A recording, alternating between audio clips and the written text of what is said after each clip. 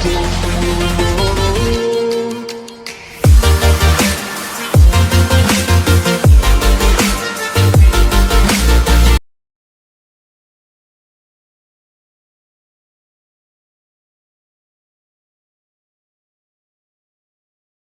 orang terkenal, tetapi izinkan saya memperkenalkan beliau kepada para yang hadir di webinar ini. Beliau ini lahir di Kota Batik, Pekalongan, tanggalnya 10 Oktober. Tahunnya nanti saya nggak berani matur kalau tahunnya ini, ya 10 Oktober. Pendidikan beliau diselesaikan di jenjang dasarnya di Madrasah Ibtidaiyah Salafiyah Kertoharjo, Buaran, Pekalongan. SMP Islam Simbang Wetan, Buaran, Pekalongan. Jenjang menengah diselesaikan di SMA Negeri 2, Pekalongan. Sarjana diselesaikan di Ilmu Pemerintahan, Universitas Diponegoro. Magister diselesaikan di Ilmu Politik, Universitas Indonesia. Dan doktor diselesaikan di Ilmu Politik, Universitas Pajajaran, Bandung. Saya kira para hadirin sudah kenal beliau. Beliau adalah salah satu pejabat publik. Beliau menjadi Ketua Badan Pengawas Pemilihan Umum pada tahun 2008 sampai 2011. Anggota Dewan Kehormatan Penyelenggara Pemilu 2012-2017, juga pernah menjadi Ketua Panwas Pemilu Provinsi Jawa Tengah 2003 sampai 2004. Sekarang sudah kembali ngampus di Universitas Diponegoro. Baik, untuk narasumber berikutnya, CV-nya akan saya bacakan nanti di sela-sela jeda narasumber menyampaikan. Oleh karena itu, kepada Bapak Dr. Nur Hidayat Sardini, Sos MSI, tafadhol, kami persilahkan. Baik, sudah tampak? Sampun. Ya, sampun. Ya. Assalamualaikum warahmatullahi wabarakatuh. Waalaikumsalam warahmatullahi wabarakatuh. Alhamdulillahirabbil alamin wassalatu wassalamu ala asyrofil anbiya'i sayyidina Muhammadin wa ala alihi washabbihi ajmain. La haula wala quwwata illa billahil azim. Yang saya hormati para utamanya adalah jajaran PWNU di seluruh Jawa Tengah, baik di level PWNU sendiri maupun di seluruh Jawa Tengah. Saya berterima kasih sekali atas kesempatan ini dan memang itu mengingatkan saya pada masa-masa yang penuh dengan enak. Dan ini kawan kita Pak Syakir itu langsung menohok ke relung aktivitas di masa lalu. Nah, saya berusaha untuk memenuhi apa yang disampaikan, apa yang dimintakan oleh teman-teman di Komisi Kebijakan Publik PWNU. Tetapi saya merasa bahwa ini belum lengkap. Nantilah ini sekedar anggap saja sebagai pemancing diskusi yang mudah-mudahan sedikit banyak bermanfaat. Baik, saya pertama dulu ya, di sebuah negara itu ya, yang paling ideal adalah kalau tiga entitas, ya, tiga domain itu bekerja secara baik. Pertama adalah society, jelas sekali. Lalu private sector, saya sengaja sebut dua entitas itu sebagai yang pertama karena keduanya punya gerakan, punya atau aktivitas yang biasanya berbarengan karena sektor usaha itu juga selalu muncul di sela-sela keadaan sosial yang dihadapi oleh society. Dan dalam sejarah di Indonesia misalnya gerakan sosial itu juga diimbuhi, disertai, dibarengi dengan kegiatan-kegiatan yang bersifat ekonomi demi umat. Misalnya lahirnya NU di banyak sisi sesungguhnya adalah cermin dari memang gerakan sosial, kebangkitan alim ulama, tetapi di saat yang bersamaan sebenarnya juga ada gerakan ekonomi. Hal yang kemudian dapat dijelaskan juga munculnya syarikat Islam dan menjadi syarikat Islam itu dan seterusnya karena memang tidak bisa dipisahkan antara ekonomi dan kegiatan lain, kegiatan bisnis, kegiatan usaha dengan segala motifnya. Kalau baca karya-karya dari Goethe, tidak hanya soal dari apa namanya dari Abangan Bray itu, tapi evolusi pertanian misalnya itu jelas sekali subkultur Islam itu sangat kaitan dengan antara bisnis dan usaha gerakan ya. Namanya banyak ya, bukan banyak saya kira itu jadi tipikal ulama kita yang membangun pondok pesantren yang di sekeliling adalah pertanian yang kadang-kadang bersifat kumulatif yang lumayan dan kadang-kadang ada untuk membiayai kegiatan pendidikan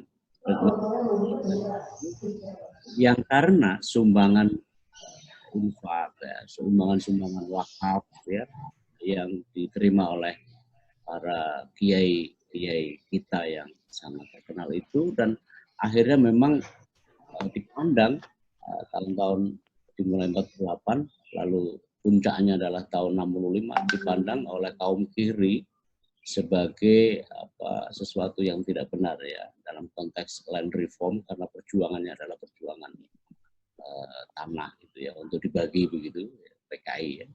Lalu itulah kemudian menjadi hubungan konflik ya antara NU terutama kalangan Nahdien terutama dengan kalangan kiri.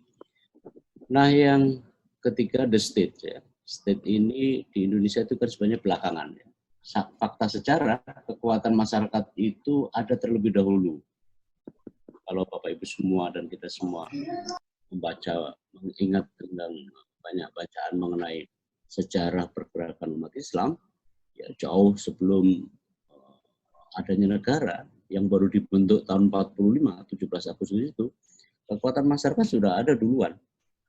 Dan ini agak beda dengan pembentukan misalnya negara Israel, negara-negara di Amerika Latin, dan bahkan Amerika Serikat, kita itu membangun negara, membuat negara, mendirikan negara oleh society.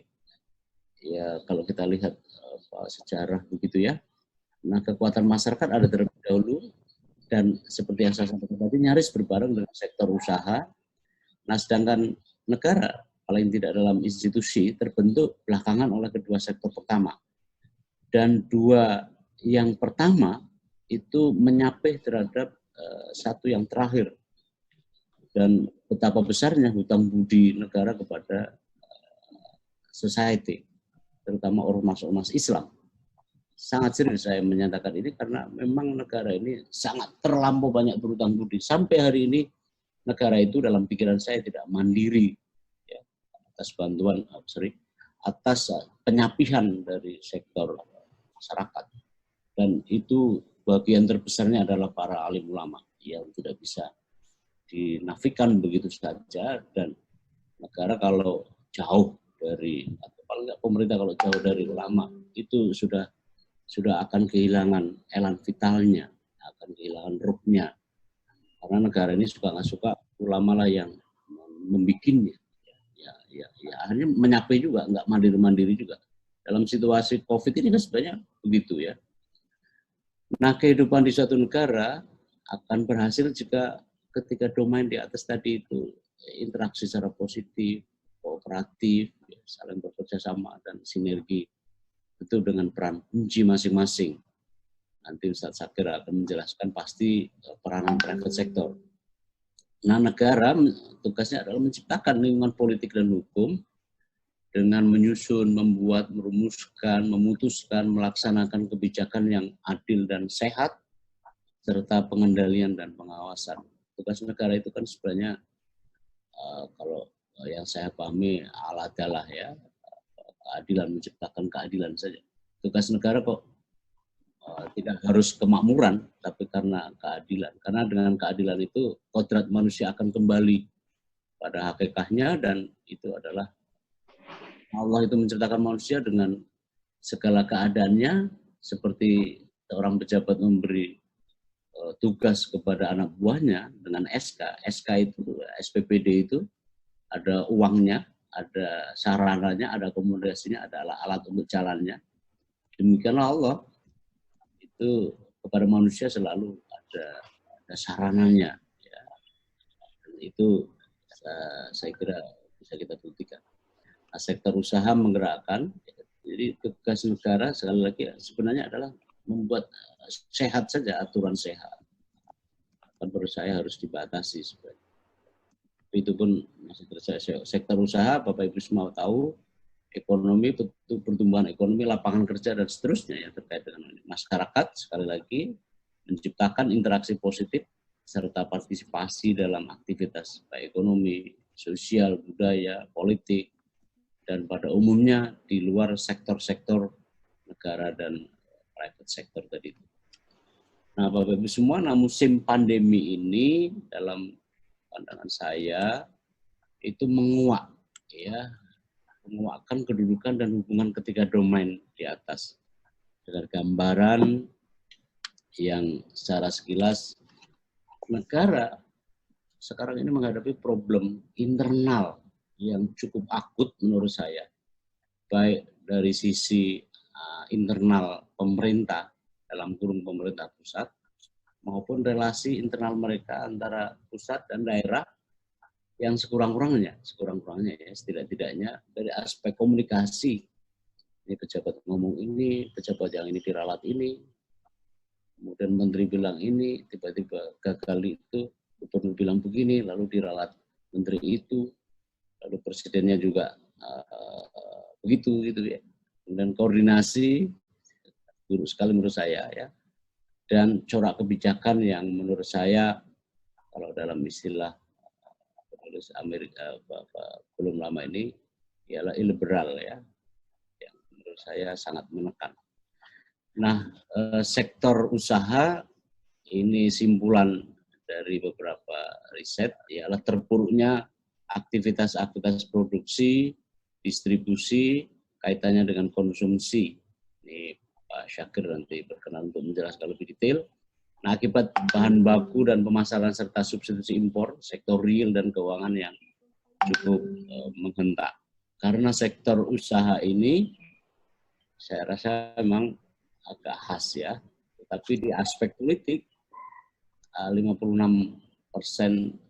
menteri itu adalah kalangan usaha ya sekarang ini.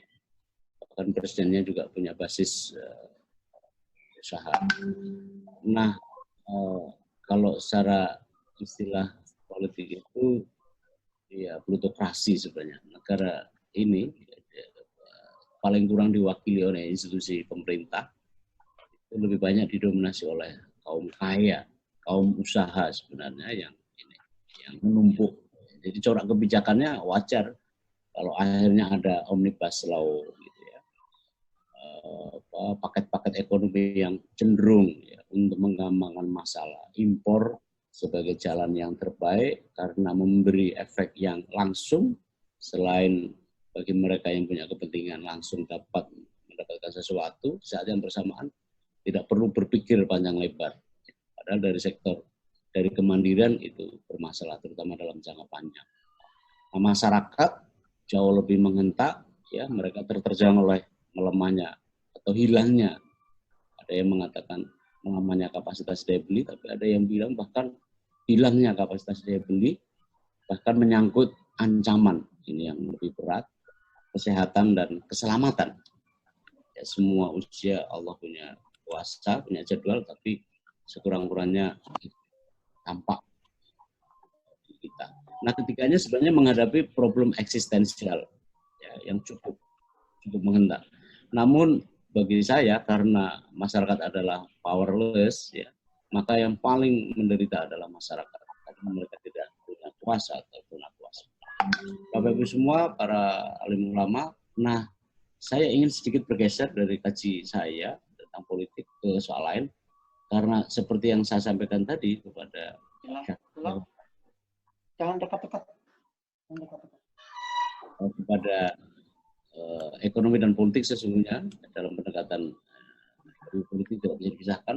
saya hanya sekilas masalah kita. Jadi tren penyebaran COVID antar negara ini tampaknya memang masih cukup mengharu biru buat kita karena trennya masih menanjak. Beda dengan Thailand, pernah dia turun lalu sedikit naik.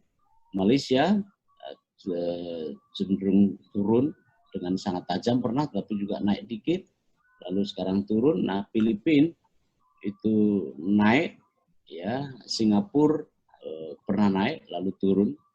Nah, Korea Selatan menurun, ya, walaupun setelah pemilu legislatif di sana bulan April pertengahan itu sempat naik, tapi kemudian sekarang declining kembali. Nah, ini per 19 Mei yang lampau, tren kita menjelaskan sebagaimana tren yang ada di belakang, yang ada di sebelah kiri. Nah, memang kita masih perlu bekerja keras sebenarnya. Saya secara pribadi sebenarnya masih mengkhawatirkan kalau kemudian kebijakan itu dilonggarkan, PSBB itu dilonggarkan. Sedangkan konsistensi kebijakan yang memang benar-benar diterapkan, sesungguhnya kan baru 3 minggu ya usia kebijakan itu.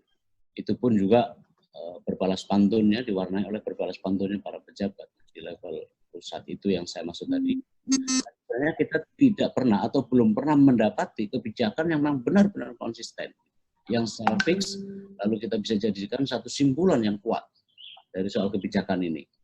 Dan karena memang menurut ada 3 survei yang saya baca terakhir semalam itu, bahwa sebenarnya rakyat itu sudah ikut apa yang dilakukan oleh pemerintah.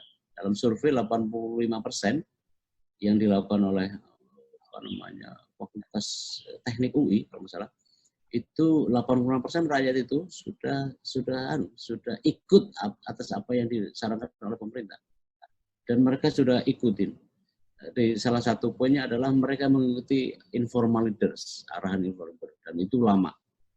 Tapi ada menarik di situ bahwa sebenarnya yang paling banyak berkorban justru adalah umat Islam. Karena disimpulan itu ya, karena memang umat Islam, bayangkan saja kita di bulan Ramadan itu penuh dengan hikmah, fadilah, ibadahnya luar biasa, kita dipaksa untuk keluar.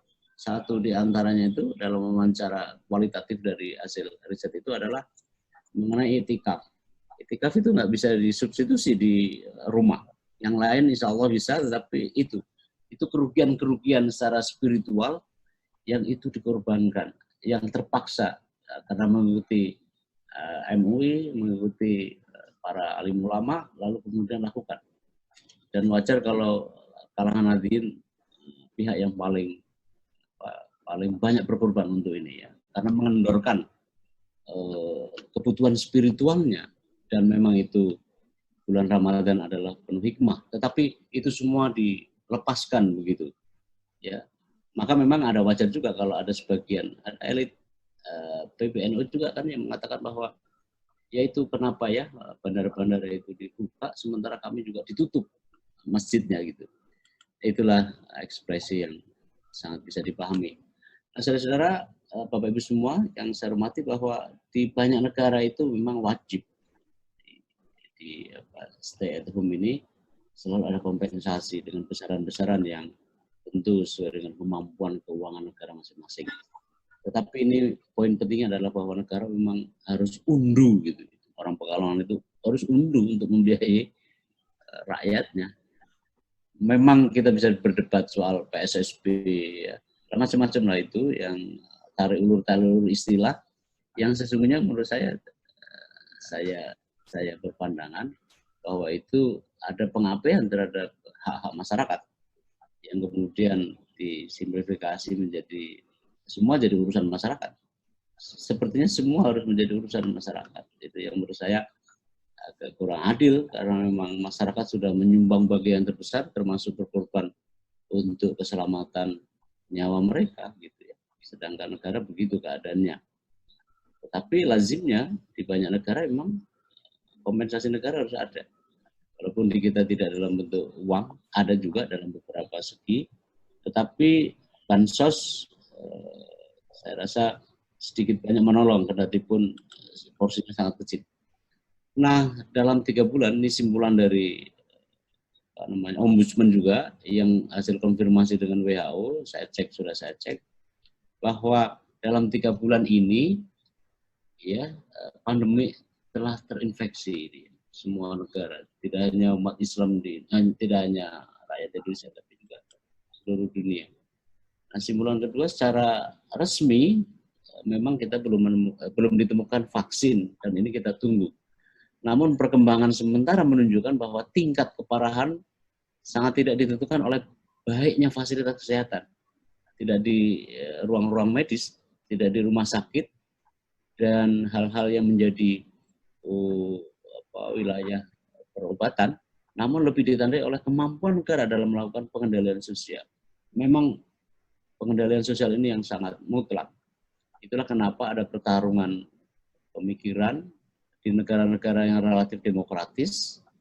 Kenapa pengendalian tidak efektif oleh pemerintahan yang demokratis.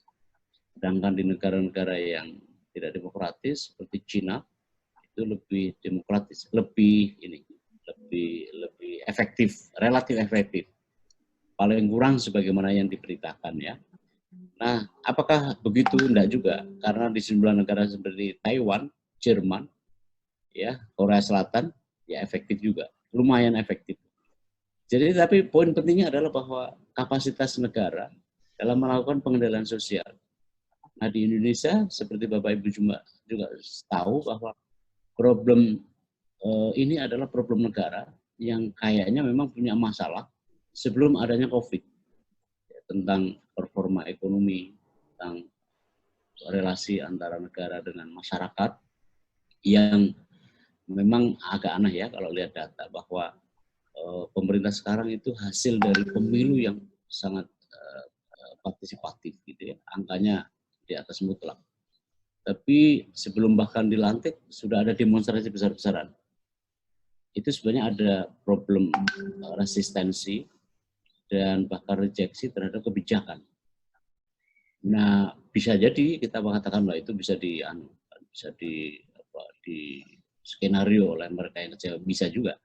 Tapi kalau dalam skala yang besar dan masif, termasuk dalam kaitan dengan penentangan terhadap KPK, perbaikan undang-undang KPK, lalu belakangan Omnibus Law, lalu KUHP, dan kemudian penaikan TDL, maka sebenarnya ada tekanan terhadap kekuatan masyarakat yang sudah sedemikian lumayan, dan saat bersamaan kita sedang sibuk untuk menyelamatkan diri masing-masing, saat bersamaan juga muncul undang-undang yang tidak secara deliberasi gitu, tidak secara transparan dilihat oleh orang semua di semacam kucing-kucingan. Saya lihat negara ini, institusi negara ya, itu selfish banget, menunjukkan kepada dirinya sendiri, dan pertautan di antara the state, society, dan kemudian private sector lebih banyak membela kepada state, kepada private sector, sedangkan kepada rakyat berani gitu. Banyak sih kalau mau dicontohkan soal Pertamina, kenaikan TDL dan seterusnya, yang kemudian mampu menekan terhadap society. BPJS dinaikkan dan seterusnya, itu kan menekan sekali. Sudahlah kemampuan daya beli masyarakat runyam begitu, ada yang bilang bahkan hilangnya daya beli masyarakat, walaupun ada paket ya BPJS yang disatukan dengan masalah BLT nanti, tetapi secara umum 80% sebagaimana diyakini, ya, Faisal Basri mengatakan itu tetap akan menjadi penekan yang cukup ya kepada masyarakat pada umumnya yang alih-alih diberdaya, bersamaan dalam situasi yang seperti itu. Nah, apa efeknya? Jadi nanti ya, saya khawatir bahwa ini soal legitimasi dalam jangka panjang. Akhirnya coba perhatikan di seluruh media, isinya itu mengkritik kepada kebijakan pemerintah.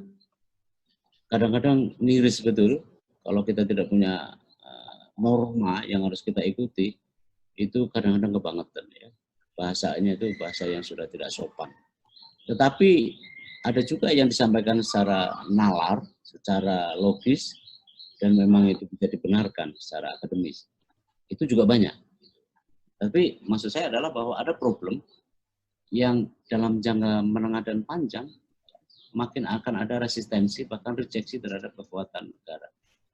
Yang mudah-mudahan itu tidak tercapai, tetapi saya kira harus menjadi perhatian. Nah, ini memang saya setuju ya, memang ini problem yang sangat dilematis, tetapi memang harus kita tentukan. Dunia memang, Bapak Ibu semua tahu, sedang menunggu masalah vaksin ini, mudah-mudahan segera ditemukan.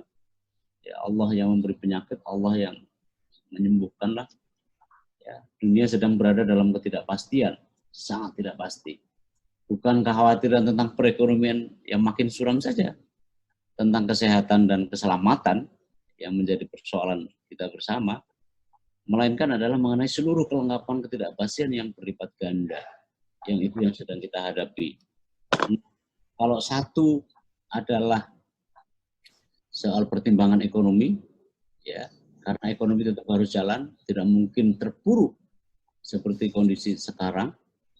Kalau dua adalah kesehatan juga harus terjaga, keselamatan juga terjaga, maka tidak ada lain bahwa memang harus kita pikirkan mengenai format baru setelah keadaan ini, atau berbareng dengan itu kita harus lakukan. Ya, nggak mungkin, maaf ya bahasa kasarnya, kita nggak mungkin mati karena kita tidak punya uang. Tetapi juga kita jangan mau mati gara-gara kita tertular. Tetapi kondisi mengharuskan kita untuk ya tetap hidup dan mencari uang. Ekonomi tetap juga harus bergerak.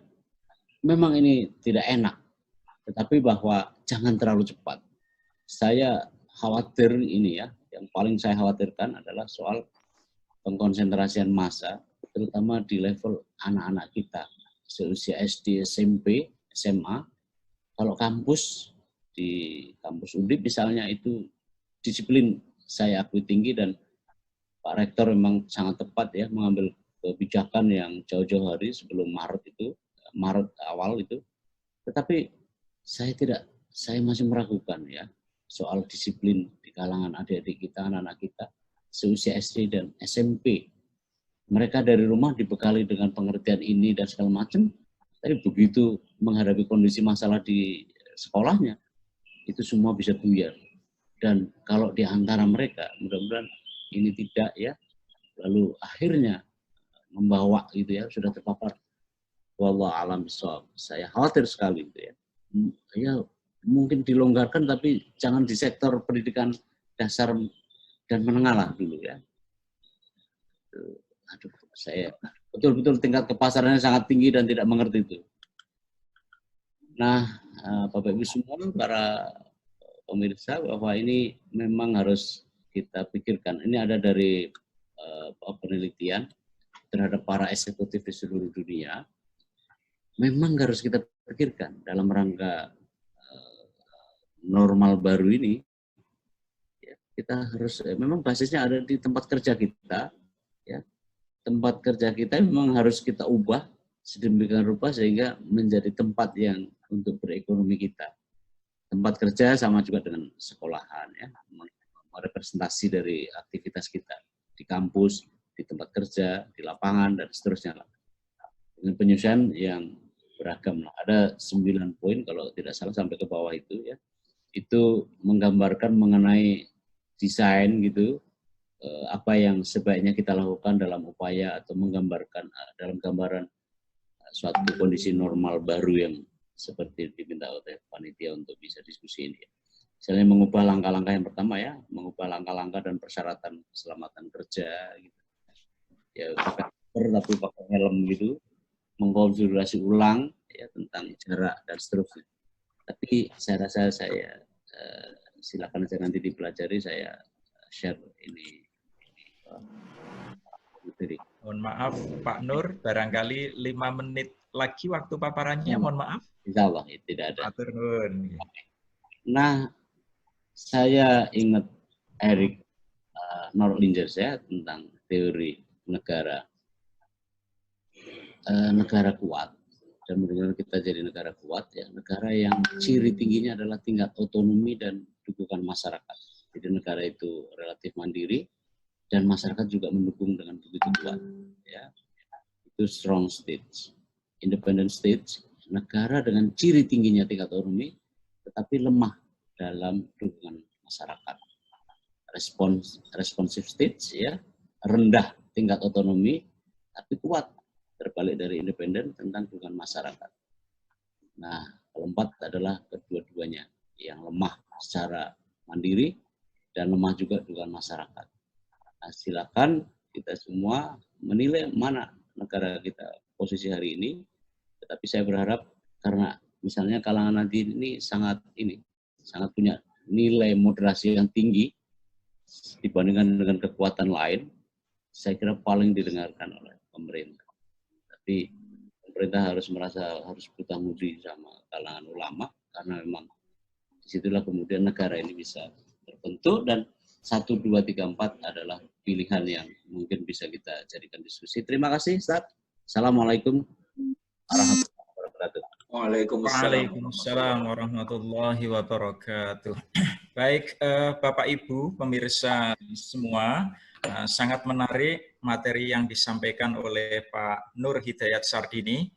Setidaknya saya mencatat ada kata kunci bahwa sebuah negara ini akan berhasil apabila 3 pihak, yaitu society, private sector, dan state atau negara, ini bisa melakukan kerjasama atau korporasi, sinergi, dan interaksi dengan peran kunci masing-masing. Memang COVID ini datang menghantam, mengoyak peran masing-masing. Tadi kalau Pak Nur ngendiko menguatkan, ya, sehingga peran masing-masing ini menjadi bergeser. Ini yang harus kita antisipasi dengan tatanan baru. Bapak Ibu yang saya hormati, narasumber yang kedua mencoba melihat dari aspek sosial, budaya. Beliau yang saya hormati, Bapak Kiai Haji Abdul Mun'im, DZ. Sebagaimana kita tahu, secara sosial, secara budaya, COVID ini, bulan Sya'ban atau bulan Ruwah biasanya banyak orang hajatan mantu, ini sepi. Nanti Syawal juga yang sudah merencanakan hajat mantu, ini juga sudah mulai harus mengubah caranya, ya. Sawalan, kegiatan sawalan juga ini sudah tidak ada. Dari aspek sosial budaya ini bagaimana ini? Mari kita simak paparan narasumber beliau, Bapak Kiai Haji Abdul Mun'im DZ. Beliau adalah wakil sekjen di PBNU. Ya. Beliau juga yang menggawangi atau membidangi kegiatan-kegiatan pendidikan kader penggerak NU. Hadratul Kiram, panjenenganipun Bapak Kiai Haji Abdul Mun'im, tafadhol, kawula sumanggaaken Romo Kiai.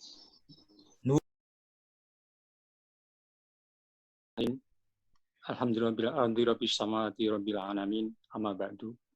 Yang saya hormati Rais Syuriah PBNU Jawa Tengah, Romo Kiai Betra Sendako. Yang saya hormati Bapak Kiai Muzamil, Ketua Tanhidiyah PBNU Jawa Tengah, moderator dan juga para narasumber serta semua jajaran pengurus wilayah yang hadir pada kesempatan ini. Syukur alhamdulillah saya pagi ini dilibatkan dalam diskusi yang sangat berharga ini. Khususnya saya diminta untuk mengamati sosial budaya. Ini perlu diketahui bahwa saya ini bukan pengamat, saya ini pelaku. Jadi mungkin agak sedikit berbeda ya, karena sudah menentukan pilihan-pilihan kalau pelaku itu. Jadi alhamdulillah diskusi ini nanti juga kita mencari solusi terhadap apa yang kita lakukan, kita hadapi sekarang ini. Jadi sekarang ini sebagaimana yang dijadwal oleh tim kebijakan publik PBNU ini sangat menarik dari wabah yang besar ini. Jadi ini adalah sebuah tidak hanya balaun mubin, tetapi sudah menjadi zalzatun andim, jadi guncangan yang sangat besar. Di wabah ini menjadi guncangan besar sehingga mengguncang seluruh aspek kehidupan, mulai dari sosial sangat terguncang dan mengguncang sistem politik dan terakhir mengguncang sistem ekonomi. Yang lain nanti juga akan berubah semua. Nah, ini kemudian kan muncul beberapa teori ya, teori konspirasi bahwa ini kita harus bersikap juga dalam hal hakikat dari wabah itu sendiri, bahwa terjadi perdebatan ini alami atau konspirasi. Nah, kita harus bersikap bahwa ini ada proses jenis alaminya, juga ada proses rekayasa dan konspirasi. Jadi ini sebenarnya sudah lama orang menggunakan senjata biologi atau biological weapon itu. Dan melihat bahwa dulu ketika Kerajaan Mataram, Raja Sultan Agung mau menaklukkan Giri, sangat sulit pertahanannya, sangat kuat. Beliau sudah mulai itu menggunakan senjata kuman, yaitu sumber air dan airnya lumuri dengan bangkai hewan dan manusia, sehingga terjadi wabah kolera, sehingga melumpuhkan pertahanan dari tentara Giri sehingga dengan mudah ditaklukkan. Hanya sejak dulu sudah ada itu tahun 1600-an. Kemudian juga terjadi di Sumatera Barat dan Sumatera Utara ya, di Tapanuli itu. Bagaimana tentara Padri yang menyerbu kaum Syafi'i di sana itu juga menggunakan bangkai-bangkai dan mayat itu untuk membuat wabah besar ya, sehingga memakan korban begitu banyak dari kedua belah pihak. Artinya sejak dulu sudah ada. Tapi ini juga ada faktor-faktor alami juga nanti, karena virus yang dikembangkan ini sebenarnya sudah lama. Saya juga studi mengkaji hasil-hasil kajian dari Universitas Pertahanan yang ada di Jakarta. Itu mengenai perang. Dia kan ada jurusan perang. Nah, di dalam kajian-kajian yang banyak itu melihat bahwa ke depan itu setelah terorisme kita akan berhadapan dengan senjata yang sangat murah dan juga sangat mudah dikembangkan, yaitu biological weapon, yaitu perang biologi, itu kuman itu, virus itu. Dan itu dibicarakan dan itu menjadi ancaman kita ke depan. Dan artinya itu ada rekayasa untuk mengembangkan itu. Nah, ini kemudian dikembangkan tidak hanya satu negara, tapi banyak negara udah bisa, karena itu kan barang gampang itu.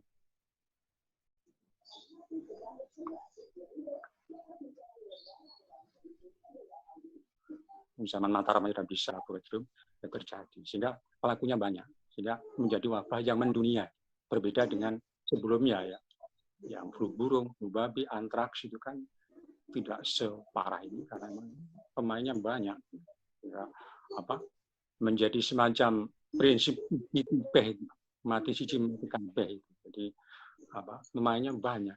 Nah, itulah menjadi guncangan besar, sehingga yang ini tidak soal wabah, berhenti pada wabah saja, COVID-19 ini, tetapi menjadi guncangan sosial, dan guncangan politik dan guncangan ekonomi.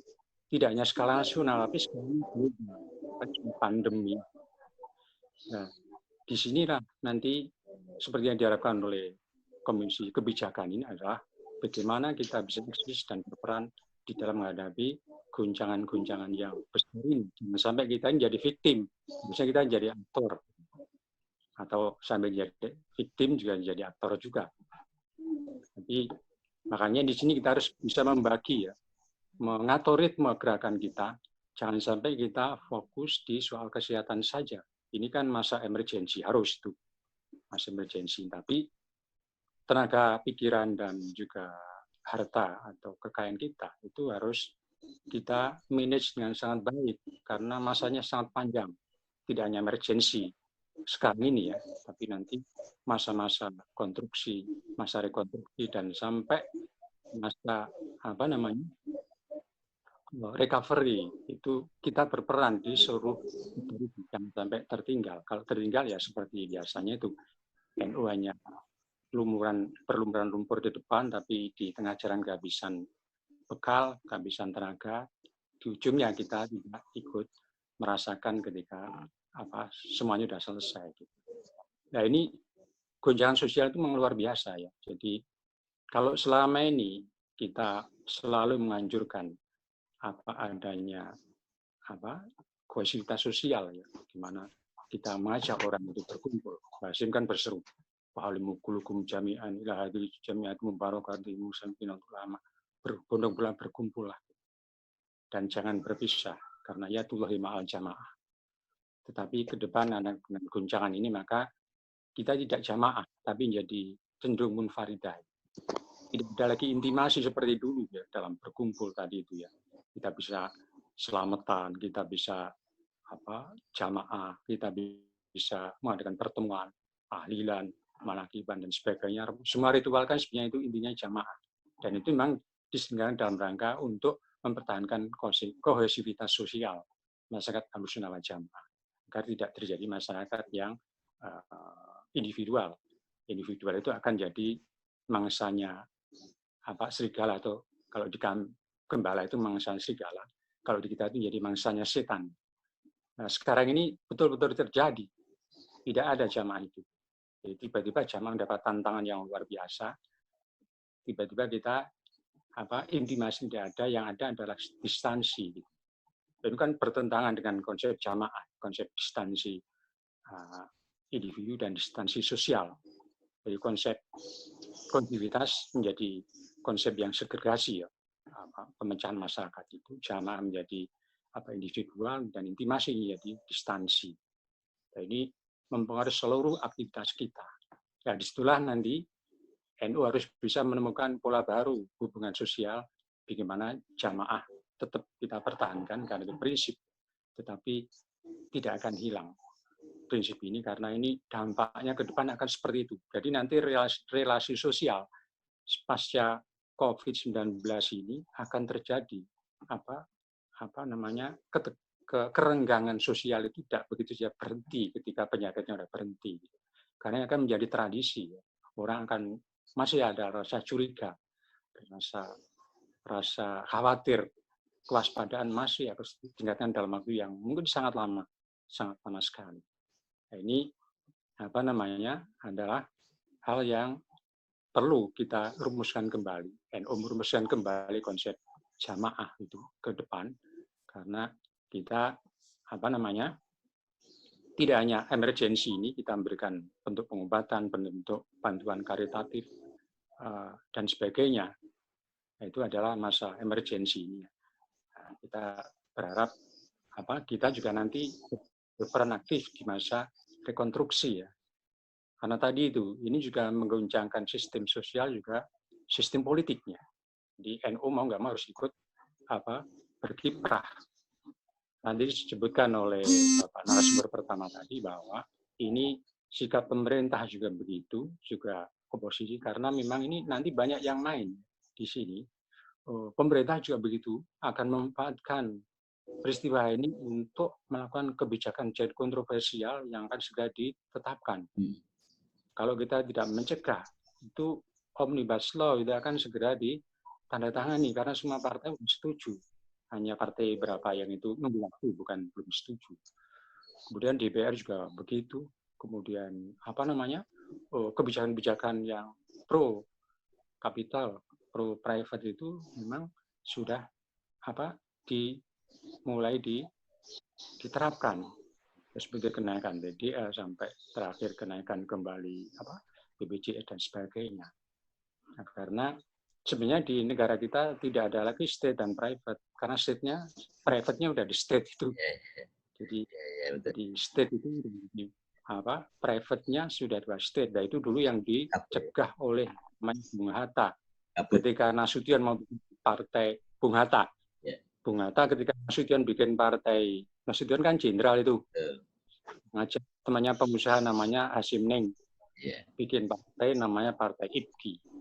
Bung Hatta marah, itu nggak boleh ini. Tentara semua pengusaha bikin partai IPGI. Akan merusak sistem negara. Karena apa? Dua kelompok yang berkepentingan. Satu menguasai politik, satu menguasai ekonomi.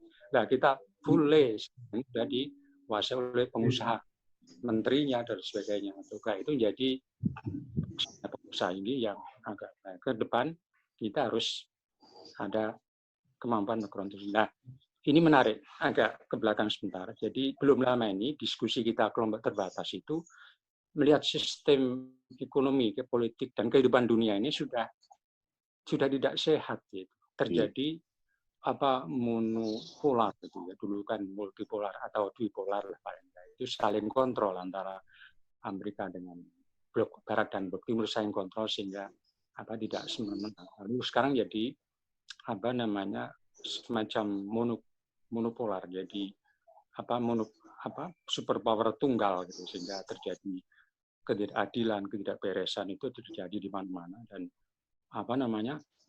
itu susah ditembus ini. Dunia ini udah mandek stuck gitu, mengalami ketimpangan yang dahsyat luar biasa dan termasuk Indonesia sekarang kan ketimpangannya ya begitu. Nah, dalam keputusan diskusi itu memang susah. Orang adakan revolusi atau pikiran perubahan itu susah karena cengkeraman kekuatan kapital udah sangat merata. Lalu ada opsi. Ternyata yang bisa mengubah itu ada beberapa hal. Satu itu ada perang, terjadi perang besar, perang dunia mungkin ya. Itu akan bisa mengubah situasi yang sudah tidak adil ini, sudah timpang ini. Kedua ada gempa besar skala 9 Richter gitu ya, dan terjadi tsunami.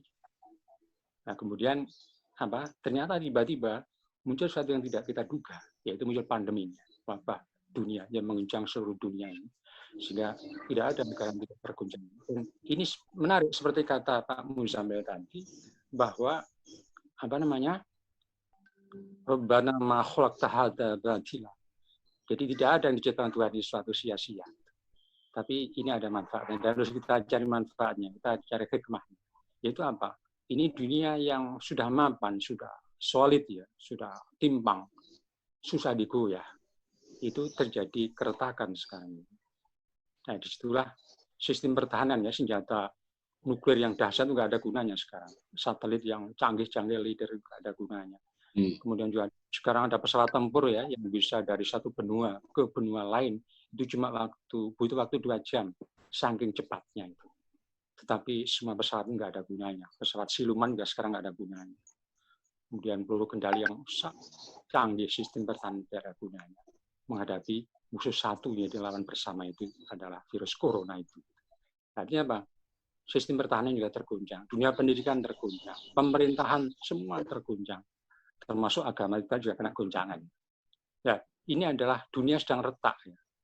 Nah, dunia retak inilah yang kita selama ini nggak mengharapkan apa-apa. Ada retakan kita lihat seberkas cahaya gitu. Ada cahaya dan itu kita bisa ada harapan. Kita bisa berperan. Yaitu yang harus kita maksimalkan. Tadi itu di sektor yang ingin disasar oleh tim kebijakan publik ini yaitu sosial, ekonomi, politik. Nah, disitulah kita harus berperan. Kita jangan sampai di masa emergensi nggak berperan, nanti kita nggak punya legitimasi, nggak masuk di dunia sosial dan politik. Tapi di sini berperan. Dan alhamdulillah NU diakui, NU di sini oleh semua pihak, baik oleh tim nasional maupun oleh Menteri Luar Negeri kemarin mengakui bahwa pemerintah daerah peran NU biasa. Tapi jangan bangga di situ, karena itu persoalan belum selesai. Itu masa emergensi. Nah, kita yang perlu siapkan adalah masa rekonstruksi.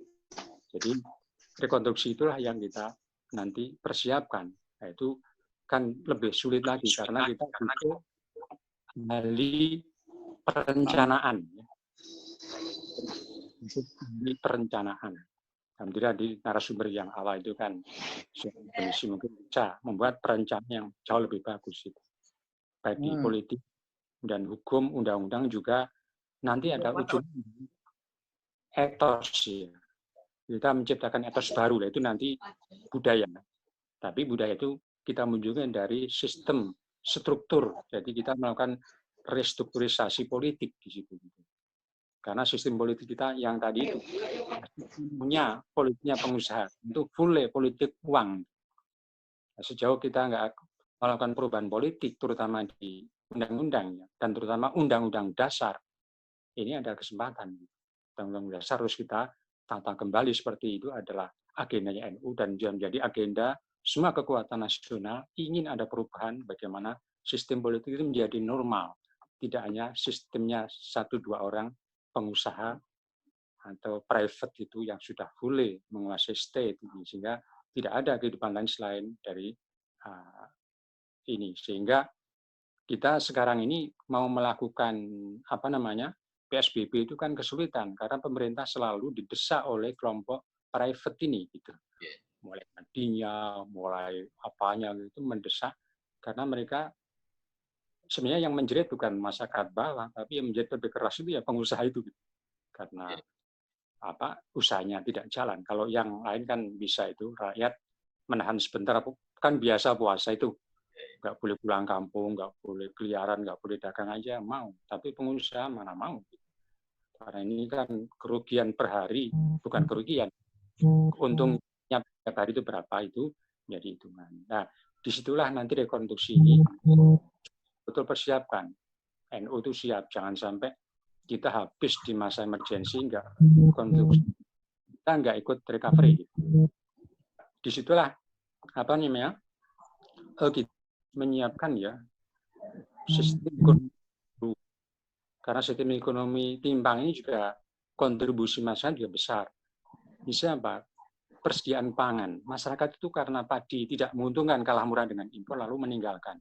Sebagai contoh, saya di berbagai daerah itu memang sudah tidak menanam tanaman pangan. Ini kan berbahaya. Di daerah Riau, di daerah Sumatera Selatan, dan di daerah Lampung. Itu semua daerah lahan itu dari tanami sawit, kemudian kopi dan juga karet. Gitu. Padi nggak ada di sana, jagung tidak ada, atau tebu. Nah, di Lampung itu ditanami singkong. Dan tahu nggak, singkong Lampung itu bukan untuk dikonsumsi, tapi singkong industri. Itu singkong beracun. Sehingga sana itu sangat rentan dari hal pangan. Ya sekarang masih situasi normal, waktu itu ya masih nggak apa-apa. Sekarang ini bisa menjadi kelaparan. Nah, satu-satunya solusinya adalah impor. Dan itu oleh undang-undang Omnibus Law dan disediakan bahwa nanti impor adalah komponen ekonomi nasional. Nah, itu ada dasarnya. Makanya dasar itu harus kita hilangkan kalau kita mau menolak impor.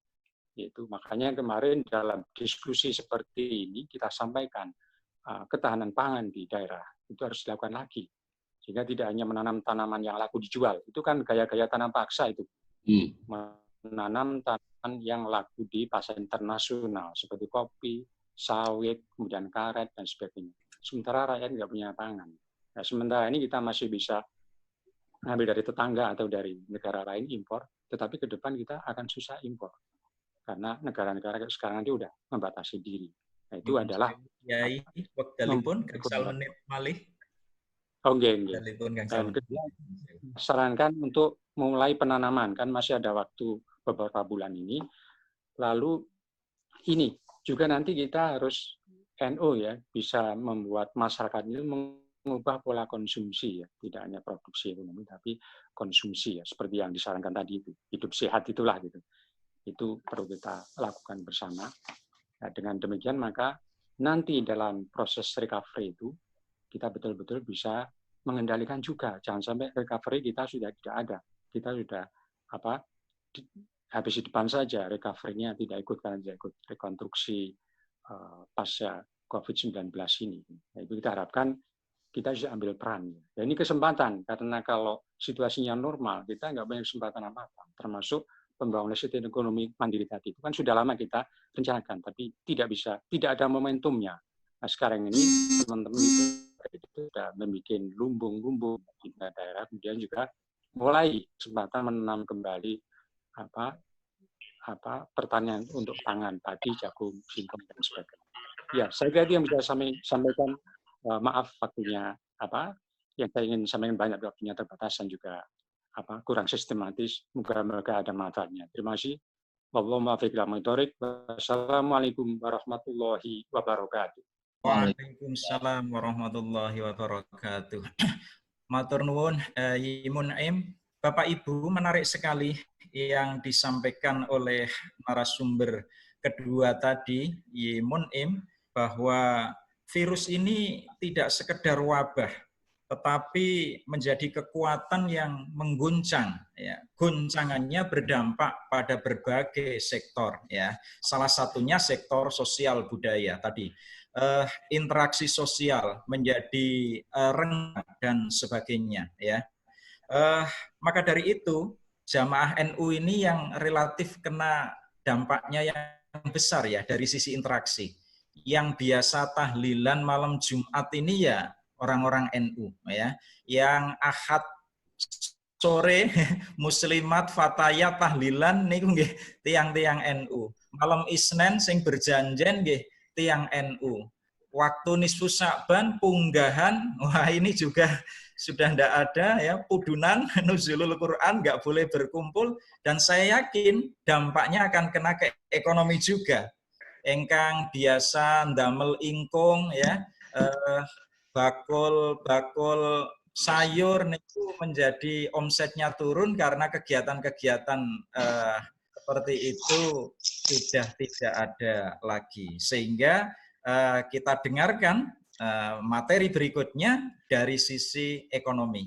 Bapak Ibu yang akan mengajukan pertanyaan ditahan dulu, nanti boleh menyampaikan langsung melalui online ini, atau boleh menyicil dengan menulis di chat di bawah ini, boleh ya, tapi langsung juga boleh.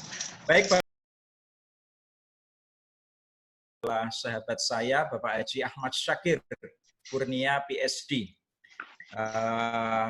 Pendidikan dasar dan menengah beliau diselesaikan di Madrasah Diniyah Ibtidaiyah Salafiyah Pondok Pesantren Ribatul Muta'allimin Pekalongan, juga SD Negeri 6 Pekalongan ya. Berikutnya Madrasah Diniyah Sanawiyah Salafiyah Pondok Pesantren Ribatul Muta'allimin Pekalongan, juga SMP Negeri 1 Pekalongan. Jenjang SMA di Madrasah Diniyah Aliyah Salafiyah Pondok Pesantren Ribatul Muta'allimin Pekalongan, juga SMA Negeri 1 Pekalongan. Beliau sarjana ekonomi dari Fakultas Ekonomi dan Bisnis Universitas Gadjah Mada, juga magister diselesaikan di Ekonomi dan Studi Pembangunan Universitas Gadjah Mada, lalu doktor beliau diselesaikan di bidang Economic and Finance, School of Economics and Business, Curtin University, Australia. Aktivitas beliau amat banyak ini, luar biasa. Beliau adalah Ketua Departemen di Ilmu Ekonomi dan Studi Pembangunan Fakultas Ekonomika dan Bisnis Universitas Diponegoro. Juga beliau adalah seorang ekonom regional di Badan Kebijakan Fiskal Kementerian Keuangan Republik Indonesia dari 2016 sampai sekarang. Beliau juga Komite Pemantau Risiko di Bank Jateng mulai 2016 sampai sekarang. Beliau juga Komite Perencana dan Pengendali Jawa Tengah, tim Gubernur untuk Percepatan Pembangunan Jawa Tengah. Juga ada ini, beliau juga pernah menjadi short term consultant di World Bank. Wah, ini setara Bu Sri Mulyani ini, sahabat kita ini. Luar biasa ini ya. Banyak karya buku dan publikasi karya ilmiah yang tidak mungkin saya bacakan satu persatu, nanti di sela-sela bisa saya sampaikan di sela-sela jeda pada saat beliau menjawab pertanyaan-pertanyaan dari para peserta webinar. Berikutnya Bapak Ahmad Syakir, waktu 25-30 menit, saya persilahkan, tafadhol. Matur nuwun Pak Hafid, sahabat Hafid, Ibu dan Bapak, Assalamualaikum warahmatullahi wabarakatuh. Waalaikumsalam warahmatullahi wabarakatuh. Bismillah, alhamdulillah, wala hawla wala quwata illa billah. Wassalatu wassalamu ala Rasulillah Sayyidina Muhammad ibn Abdillah wa ala alihi wa sahbihi wa mawalah. Rabbi shrah li sadri wa yassir li amri wahlul 'uqdatam min lisani yafqahu qawli. Rabbi zidna ilma warzuqna fahma. Yang saya hormati Rois Syuriah PWNU Jawa Tengah, Romo Kiai Haji Baidillah Sodakoh, dan juga Pak Kiai Muzammil selaku Ketua Tanfidiyah PWNU Jawa Tengah, Pak Kiai Abdul Mun'im DZ dan sahabat Nur Hidayat Sardini, serta Bapak-bapak yang saat ini sedang bersama-sama kita mendiskusikan suatu topik yang saya kira menarik, yang saya hormati semuanya. Saya membahas dari sisi ekonomi, tetapi sebenarnya pembahasan dari sisi ekonomi itu tidak kemudian kita menggunakan kacamata silo.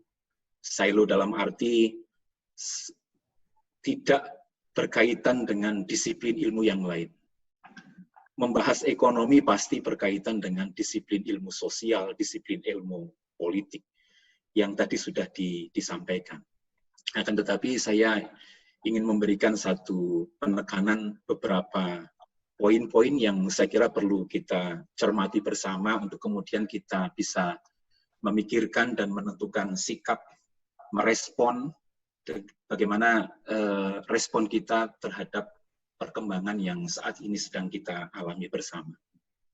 Ibu dan Bapak, saya ingin memulai dengan menekankan bahwa dunia yang kita jalani untuk hidup ini adalah dunia yang terus mengalami perubahan. Orang bijak mengatakan bahwa perubahan adalah suatu hal yang niscaya. Maka kita menyaksikan perubahan-perubahan tatanan dunia dari dulu hingga sekarang. Misalnya, kalau tadi sempat disampaikan oleh Pak Kiai Mun'im, beliau menyampaikan perang, kemudian bencana, lalu wabah. Dari perspektif ekonomi, bencana, perang, dan wabah itu adalah goncangan yang berdampak melalui sisi supply. Atau kita biasa menyebutnya supply shock. Jadi, teman-teman di ekonomi biasa melihat persoalan ekonomi ini dari dua sisi, yakni dari sisi penawaran, sisi kegiatan produksi, dan sisi permintaan, sisi bagaimana produksi itu kemudian digunakan. Barang-barang yang diproduksi itu kemudian digunakan. Nah, wabah pandemi ini termasuk goncangan atau tadi disampaikan zalzalah dari sisi supply. Tatanan ekonomi dunia yang sampai dengan sekarang ini kita hidup di dalamnya, itu mengalami perubahan-perubahan goncangan dari sisi supply. Saya tidak melihatnya dari perspektif historis yang jauh ke belakang. Saya mulai dari tahun 1900-an saja. Ketika dunia menghadapi Perang Dunia ke-1. Nah, tadi Pak Kiai Mun'im mengatakan, apakah goncangan ini sifatnya alamiah atau goncangan yang direkayasa? Saya kira mau itu rekayasa atau itu alamiah, dampaknya suka tidak suka kita rasakan. Dampaknya suka tidak suka harus kita tanggung.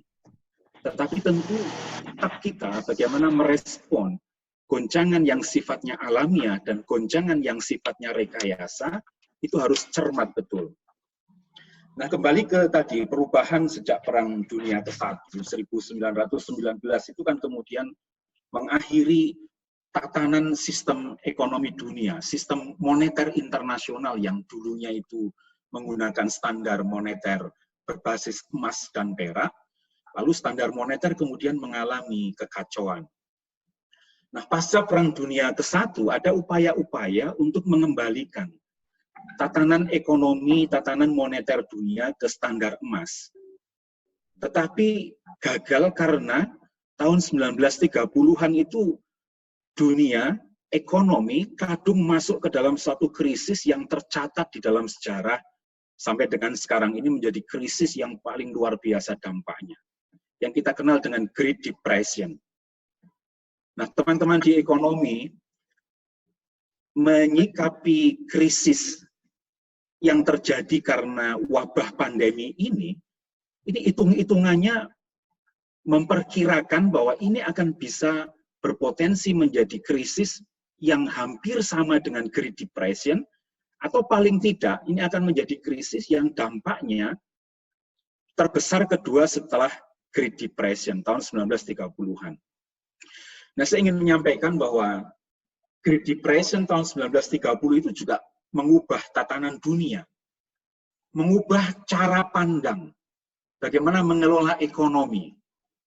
Kalau sebelum Great Depression, sebelum Perang Dunia ke-1 itu, tatanan ekonomi dari standar moneter emas, lalu kemudian mengandalkan mekanisme pasar, mereka yakin betul bahwa pasar itu akan menjadi mekanisme yang efektif di dalam mengatur perekonomian dan sekaligus menjadi mekanisme recovery atas krisis yang terjadi, itu sebelum tahun 1930-an.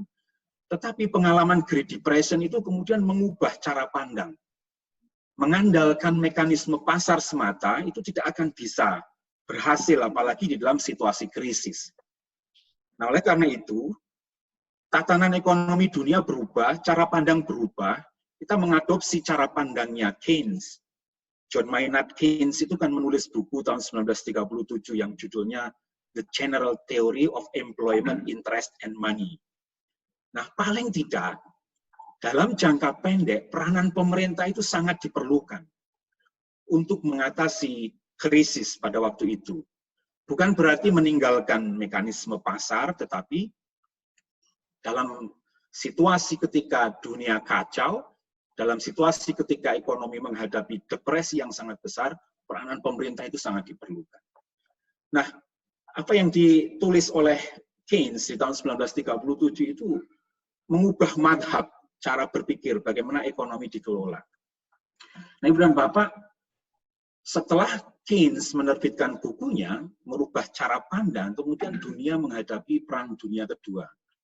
Nah, kita tahu Perang Dunia Kedua, sekutu menang, Amerika kemudian menginisiasi dan memaksakan sebagai negara yang memenangi perang untuk menyepakati ketentuan-ketentuan di New Hampshire, di Bretton Woods. Ketentuan-ketentuannya salah satunya adalah membangun lembaga institusi dunia yang namanya IMF, World Bank, dan lembaga-lembaga di bawah World Bank, serta mengatur bagaimana tatanan ekonomi dunia itu dikelola terutama oleh lembaga-lembaga internasional tadi. Nah, sistem moneter kemudian beralih ke sistem yang disebut dengan sistem Bretton Woods. Tatanan ekonomi dunia berubah. Nah, kemudian perekonomian berjalan memasuki tahun 1971. 1970-an, 70-an awal. Di 1970-an awal, terutama sebelumnya itu 1960-an akhir. Nah, ini kejadiannya hampir sama sekarang ini. Amerika itu menghadapi defisit neraca transaksi berjalan yang luar biasa. Kalau sekarang kan Amerika kalah di dalam perang dagang melawan Cina. Cina itu 2004 kontribusi terhadap perekonomian dunia itu hanya 3%. Tetapi di tahun 2019 kontribusinya itu 16%. Nah, Amerika ini tentu ini menghadapi situasi seperti ini bukan satu hal yang menyenangkan, bukan satu hal yang menguntungkan bagi Amerika. Nah, ini kejadiannya sama di tahun 1960-an. 1960-an itu Amerika mengalami defisit yang luar biasa terhadap negara-negara Eropa dan negara-negara di Timur Tengah. Maka kita mengenal istilah petrodolar, mengenal istilah eurodolar. Dolar yang dimiliki oleh orang-orang Eropa, negara-negara di Eropa, karena Amerika defisit, dan dolar yang dimiliki oleh negara-negara di Timur Tengah, petrodolar. Nah, bahayanya apa ketika dolar itu dimiliki oleh orang-orang di luar Amerika? Nah, sistem moneter yang berlaku pada waktu itu adalah sistem Bretton Woods, di mana dolar itu konvertibel sepenuhnya dengan emas, cadangan emas yang ada di Federal Reserve. Nah, artinya, kalau dolar itu dimiliki oleh orang-orang non-Amerika, itu akan bisa berpotensi menguras cadangan emas yang ada di Federal Reserve. Ibu dan Bapak ingat film ini, Die Hard. Die Hard 3 itu Bruce Willis waktu itu kan, yang memerankan itu luar biasa. Bagaimana menghancurkan ekonomi Amerika, teroris-teroris mantan Uni Soviet itu mencoba mengalihkan perhatian dengan membuat teror-teror di berbagai tempat, tetapi sebenarnya fokusnya adalah mengeruk di bor itu bawah tanah untuk kemudian mengambil cadangan emas yang ada di Amerika. Ini cara-cara di film yang memberikan gambaran kepada kita mengenai suatu rekayasa-rekayasa yang bukan tidak mungkin itu juga terjadi sekarang ini. Nah, tahun 1971 kemudian, ini seperti lagunya Rhoma Irama nih. Kau yang mulai, kau yang mengakhiri. Kau yang berjanji, kau yang mengingkari. Wah, Amerika tuh kayak gitu. 1971 Richard Nixon itu memutuskan secara sepihak konvertibilitas dolar terhadap emas. Artinya, mereka yang punya dolar di luar Amerika itu tidak bisa kemudian ditukar dengan cadangan emas yang ada di Amerika. Richard Nixon pada waktu itu. Nah, sejak saat itu perekonomian dunia, tatanan ekonomi dunia beralih dari sistem Bretton Woods ke sistem yang namanya fiat standar, standar kepercayaan. Nah, intinya saya ingin sedikit flashback ke belakang untuk melihat bahwa tatanan dunia itu terus mengalami pergeseran, perubahan karena adanya shock-shock, adanya goncangan-goncangan. Nah, kita sebagai negara kecil dari sisi kontribusinya, tetapi nanti saya ingin memberikan penekanan bahwa kalau berdasarkan teori pertumbuhan yang baru, teori pertumbuhan endogen, bahwa pertumbuhan yang sustainable itu sudah diriset oleh Daron Acemoglu, adalah pertumbuhan yang berbasis pada modal sosial, bukan berbasis pada modal fisik, physical capital. Kalau physical capital kan sumbangan dari teori-teori pertumbuhannya neoklasik, Solow, Swan, teori pertumbuhannya ya Solow, Swan, dan Romer, ya, David Romer. Pak itu Malaysia. Narasumbernya Safi Antonio. Apaan? Iki. Saya janji. Aku melu anu Zoom apa anu? Zoom. Aku mohon itu bisa di yang Pak saged di anu niki kula mboten saged niki nyoba ini mungkin. Niku Pak Niam ingkang saged. Ampun. Oke. Sampun. Baik. Nah, 1973 ketika awal-awal pengelolaan atau tatanan ekonomi dunia itu memasuki fiat standar, dunia juga menghadapi krisis lagi. Tetapi krisisnya itu dipicu karena perang antara Arab dengan Israel, yang kemudian mengakibatkan harga minyak melambung tinggi. Nah, secara global dunia mengalami krisis, tetapi Indonesia itu mengalami windfall, rezeki nomplok dari melambungnya harga minyak pada tahun 1970-an. Karena negara-negara eksportir non-Timur Tengah itu diuntungkan pada waktu itu. Nah, maka pada waktu itu perekonomian kita itu dikelola dengan pendekatan-pendekatan teknokratik, pendekatan-pendekatan pragmatis, memanfaatkan rezeki nomplok dari minyak itu tadi, yang kemudian menjadikan tatanan ekonomi dunia itu tadi yang sudah disinggung-singgung, dihegemoni, dikuasai oleh private sector. Karena di tahun 1983 harga minyak kemudian jatuh. Kadung proyek-proyeknya itu direncanakan di tahun 1970-an memanfaatkan rezeki nomplok dari harga minyak. Tetapi memasuki tahun 1980-an itu harga minyak jatuh, maka yang terjadi adalah swastanisasi. Swastanisasi proyek-proyek pemerintah kepada siapa? Kepada ya para konglomerasi. Maka ekonomi kita memasuki ekonomi konglomerasi. Saya terlewat tadi sebenarnya ada satu momentum yang juga merubah tatanan di Indonesia, yaitu tahun 1965, 1966. Itu merubah tatanan kita.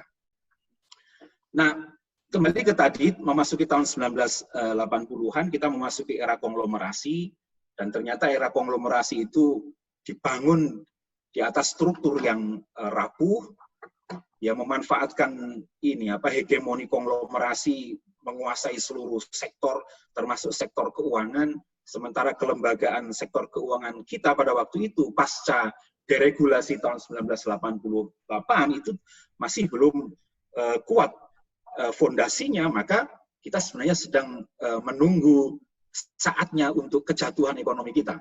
Tahun 1997 kemudian kita mengalami kejatuhan ekonomi sentralisasi dan kemudian mengubah tatanan ekonomi dunia dari sentralisasi ke desentralisasi. 1997-98 menjadi momentum perubahan yang luar biasa. Nah, saya ingin mengatakan begini, untuk flashback ke belakang tadi, jadi sampai dengan sekarang, ketika kita menghadapi krisis yang disebabkan karena COVID-19, wabah corona ini, kita juga akan mengalami perubahan tatanan. Nah, ketika terjadi shock tadi, apa perubahannya? Perubahannya itu bisa mengakselerasi arah yang sedang berlangsung sebelumnya, sebelum terjadi goncangan, atau bisa menghentikan arah dari perjalanan yang sedang berjalan sebelumnya, atau mengubah arah. Nah, terlepas dari apakah ada dugaan-dugaan bahwa ini suatu hal yang sifatnya rekayasa, sebelumnya kan kita banyak mendiskusikan isu-isu berkaitan dengan digital disruption. Disrupsi digital sejalan dengan kemajuan teknologi. Nah, saya tidak tahu nih bagaimana merangkai isu-isu yang nampak terpisah tadi, tetapi kalau dihubungkan satu dengan yang lain, ada benang merahnya bahwa apa yang terjadi sekarang ini bisa jadi tidak lepas dari suatu kepentingan besar yang sedang bermain di dalam mengatur tatanan ekonomi dunia. Kalau kita lihat pidatonya Bill Gates misalnya di bulan Agustus tahun 2019, dia sudah memberikan gambaran, contoh persis bagaimana seandainya dunia ini menghadapi wabah yang menghadapi krisis yang krisisnya disebabkan karena wabah. Yang kita semua tidak punya pengalaman, gambaran mengenai hal itu. Pengalaman dalam arti mengalaminya secara langsung. Tapi kalau kita lihat dari catatan-catatan sejarah, ya berkaitan dengan wabah ini satu hal yang sudah berlangsung di masa-masa sebelumnya. Kita tahu bahwa siapa Bill Gates. Bill Gates itu kan menghegemoni dengan teknologi informasinya yang kemudian kok sepertinya ada persinggungan dengan posisi Amerika saat ini yang vis-a-vis Cina, dia kalah di dalam perang dagang itu tadi. Nah, kebetulan Amerika ini juga menghadapi disrupsi di domestiknya yang semua orang nggak mengira itu. Di dalam pemilu sebelumnya itu yang menang adalah orang gila. Yang menang si Donald Trump itu tadi, yang latar belakangnya kita tahu dia seorang bisnismen, tentu dengan watak bisnisnya yang serakah, maka bisa jadi dia juga menggunakan alat negara ini untuk kepentingan bisnisnya, dan atau paling tidak kebijakannya itu mainstreamnya adalah mainstream cara pandang bisnis. Nah, oleh karena itu ini saya kira perlu menjadi wacana bagi kita untuk kemudian kita itu membangun radar, early warning system, karena menyangkut jamaah dan jamiyah Nahdlatul Ulama yang kalau kita mendasarkan pada teori pertumbuhan endogennya Daron Acemoglu, sebenarnya kita punya modal besar untuk membangun negara ini menjadi negara yang besar dan sustain dalam jangka yang panjang. Asal kekuatan modal sosialnya ini bisa kita jaga secara bersama-sama. Nah, persoalannya kemudian, wabah ini kan kemudian berpotensi menghantam apa yang selama ini menjadi kekuatan Nahdlatul Ulama dengan jamaahnya, dengan kekuatan relasi sosialnya itu tadi. Maka ini saya kira yang harus kita sikapi bersama, bukan untuk mengabaikan adanya penyakit. Penyakit iya, bahwa itu ada. Penyakit harus kita sikapi, bagaimana kita menghindari penyakit, tetapi jangan sampai kemudian modal sosial yang sudah dimiliki oleh Nahdlatul Ulama ini kemudian menjadi terdampak. Nah, Ibu dan Bapak, saya ingin memberikan poin berikutnya, yakni webinar ini kan mengambil judul pasca COVID. Kalau kita memaknai pasca, seringkali pasca itu diasosiasikan secara diskrit. Sebelum dan sesudah. Misalnya sebagaimana tadi saya berikan perspektifnya dalam lintasan historis, lintasan sejarahnya. Misalnya sebelum Perang Dunia Kedua, setelah Perang Dunia Kedua. Atau sebelum Bretton Woods, setelah Bretton Woods. Sebelum Fiat Standar, setelah Fiat Standar. Nah, pasca di sini bisa jadi punya makna yang agak berbeda dengan momentum-momentum perubahan sebelumnya. Jadi, pasca di sini tidak secara sempit diartikan bahwa kita memikirkan nanti COVID ini benar-benar bisa diatasi, virusnya benar-benar diatasi. Ada banyak informasi yang tidak kita ketahui. Sehingga akan lebih baik kita memaknai pasca ini dengan mengasumsikan bahwa paling tidak virus ini masih akan kita hadapi secara bersama-sama dalam jangka menengah ke depan. Nah, sehingga yang namanya pasca itu setelah itu kapan? Apakah 2021 ataukah setelah 2022 ataukah ya enggak tahu. Pokoknya yang disebut pasca itu ya setelah kita berdiskusi ini. Yang kita maksud pasca ini adalah setelah kita berdiskusi dengan membangun kesadaran bahwa ini ada potensi yang akan mengganggu kekuatan sebagai modal sosial kita, tapi ada fakta bahwa penyakit itu ada di tengah-tengah kita, harus kita sikapi, lalu bagaimana kemudian kita menentukan sikap yang tepat. Tadi Pak Kiai Mun'im sudah menyampaikan, dan saya kira saya sependapat dengan beliau, kalau kita lihat, NU ini kan yang paling responsif di dalam menyikapi dampak dari wabah ini. Kita Ansor, Banser, Muslimat, Fatayat itu semua turun. Tapi jangan sampai kemudian kita itu kehabisan energi. Lupa untuk menyiapkan nanti recovery-nya. Sebagaimana tadi ditekankan oleh Pak Kiai Mun'im. Saya kira ini penting. Nah, bagaimana kita menyiapkan recovery-nya itu sebenarnya yang menjadi penekanan dari diskusi kita siang hari ini. Kalau penanganan COVID-nya, saya kira NU itu, tadi sebagaimana disampaikan oleh Pak Nur Hidayat Sardini, lebih dari 80% teman-teman NU ini patuh pada apa yang diinstruksikan oleh pemerintah. Akan tetapi, kita juga harus menyiapkan recovery-nya. Begitu juga tadi, sebelum recovery-nya, begitu juga dengan apa yang dilakukan oleh teman-teman NUI ini di dalam menyikapi berkaitan dengan kesehatannya, aspek-aspek kesehatannya. Nah, itu yang ingin saya berikan poin yang pertama. Poin yang kedua, saya kira perlu kita bangun kesadaran bahwa dunia ini mengalami konvergensi yang sifatnya sektoral. Sehingga kita membutuhkan pandangan yang holistik. Dua pandangan saja, ini nggak habis-habis, karena cara pandang kita yang nggak holistik. Trade-off antara pertimbangan kesehatan dan pertimbangan ekonomi yang mengemuka di dalam diskusi di sosial media atau diskusi oleh publik, itu kan apakah PSBB ataukah pertimbangan ekonominya dikorbankan, apakah pertimbangan ekonominya kemudian kesehatannya bagaimana, itu kan cara pandang yang sebenarnya cara pandang dengan menggunakan kacamata silo itu tadi. Nah, saya kira kita harus bangun kesadaran cara pandang kita itu cara pandang yang holistik, konvergensi sektoral.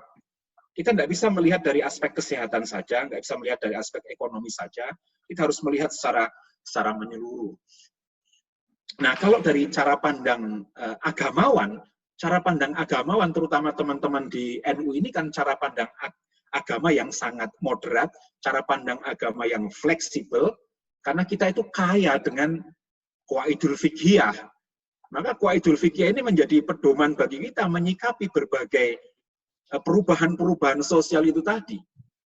Nah, maka tawaran saya salah satunya adalah bagaimana menginternalisasi cara pandang agama dengan pendekatan qawaidul fikih ini, kemudian diinternalisasi ke dalam cara pandang ekonomi dan cara pandang kesehatan dan cara pandang dari sektor-sektor yang lain.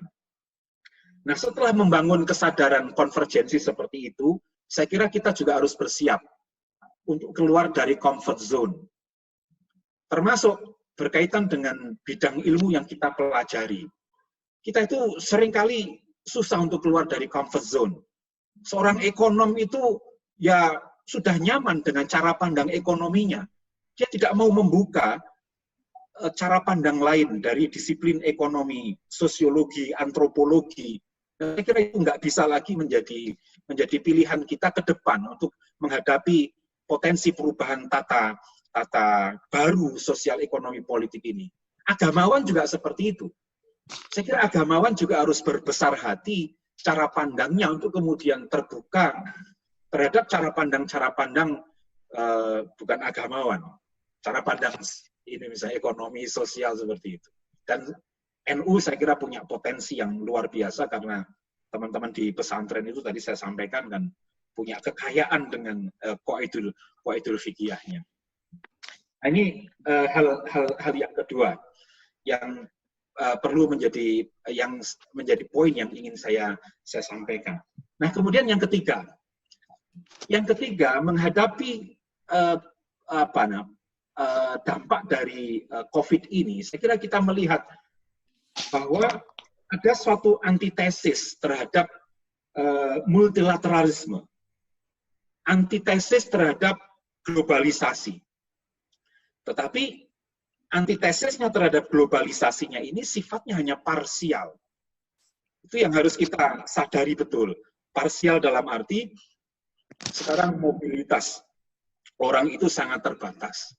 Tetapi mobilitas informasi itu tidak ada batasnya sekarang.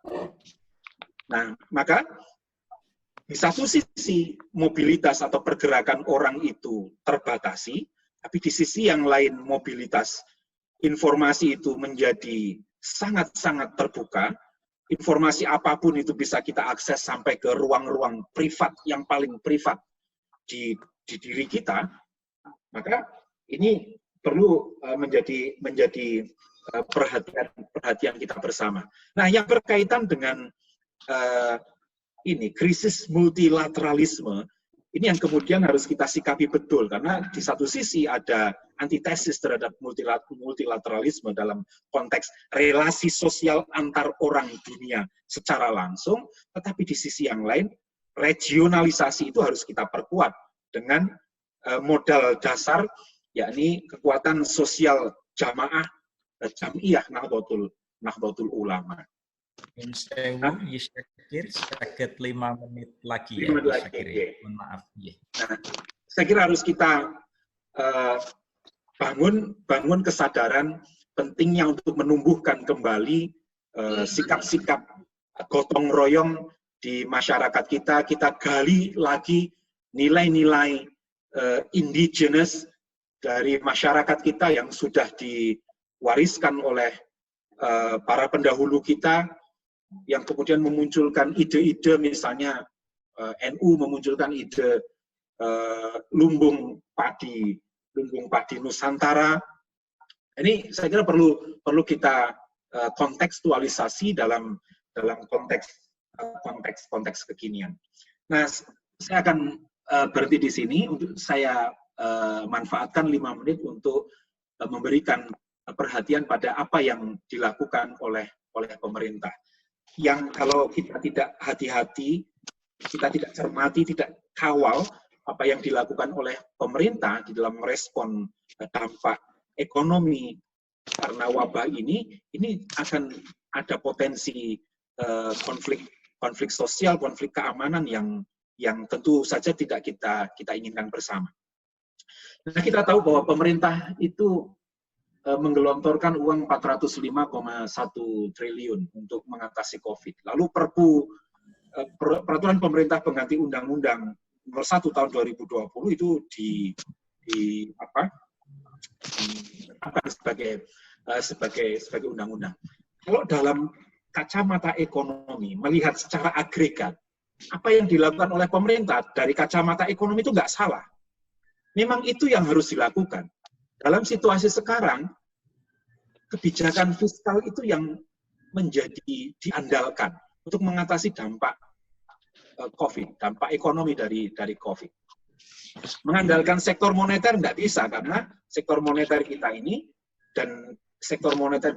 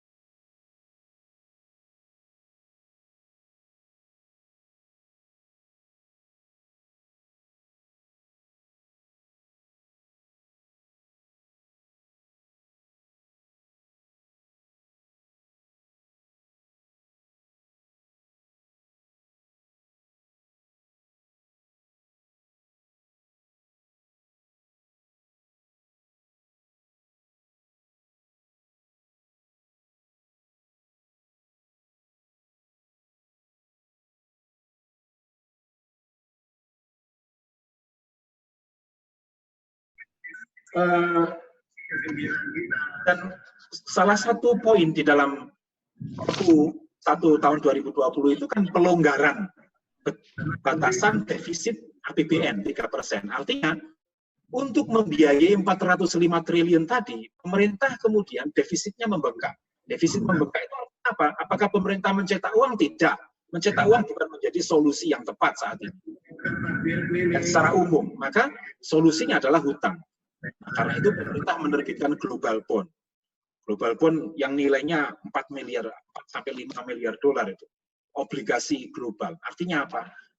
Undang-undang tadi sebenarnya memberikan ruang bagi pemerintah untuk berhutang lebih besar untuk membiayai tadi belanja-belanja pemerintah menangani COVID. Nah, jangan sampai biaya yang sangat besar dengan mengorbankan masa depan kita itu tadi menjadi bubrah, menjadi amburadul karena dukungan kelembagaan yang tidak baik. Saya kira itu dulu untuk sekedar memantik diskusi. Saya kira kalau dampak ekonomi pada level mikro kita semua merasakan, sehingga saya tidak akan memberikan ilustrasi bagaimana dampak sektoral mikroekonominya, UMKM yang langsung terkena dampaknya. Beda dengan krisis 97-98, UMKM itu menjadi katup pengaman. Tapi sekarang tidak, UMKM ini langsung terdampak karena wabah ini. Jadi yang paling terdampak UMKM ini. Nah, UMKM itu artinya kan 90% dari populasi Indonesia. Nah, kalau ini, saya nggak bisa membayangkan misalnya ini berlangsung dalam 2-3 bulan ke depan ini bantuan langsung tunainya itu tidak mengena sasaran, ini akan berpotensi menimbulkan kekacauan sosial. Nah, saya kira itu yang perlu kita cermati bersama-sama. Matur nuwun Pak Hafid, mohon maaf kalau tidak sistematis pembahasan saya. Wallahul muwaffiq ila aqwamit thoriq. Assalamualaikum warahmatullahi wabarakatuh. Waalaikumsalam warahmatullahi wabarakatuh. Matur nuwun Yi Ahmad Syakir Kurnia. Bapak Ibu peserta yang saya hormati, lengkap sudah para narasumber menyampaikan berbagai pandangan dari berbagai tinjauan. Yang terakhir tadi adalah Bapak Ahmad Syakir Kurnia, PhD. Beliau memaparkan tadi bahwa diyakini bahwa wabah ini akan menyebabkan goncangan atau supply shock atau demand shock atau umumnya ya economic shock ya, sehingga memang betul-betul terdampak. Yang menarik tadi beliau mengemukakan ada 3 hal yang mestinya perlu dilakukan, mulai dari recovery ekonomi, Dan yang kedua ini yang menarik ini ya, butuh pandangan holistik ya antara berbagai pihak, dan utamanya adalah menggunakan agama untuk diinternalisasi bersama pandangan-pandangan atau bersama bidang-bidang yang lain. Ya, tadi juga mengatakan strategi ke depan apakah perlu melanjutkan yang sudah ada, arah yang sudah ada, atau menghentikan arah yang sudah ada, atau bahkan putar balik atau mengubah arah yang sudah ada. Ibu Bapak yang saya hormati, selanjutnya kami undang para peserta seminar. Saya mencatat di chat ini ada 3 penanya, tetapi kalau tidak terlalu antri, saya berikan kesempatan untuk menyampaikan secara langsung, biar afdol, biar tidak dari bacaan chat.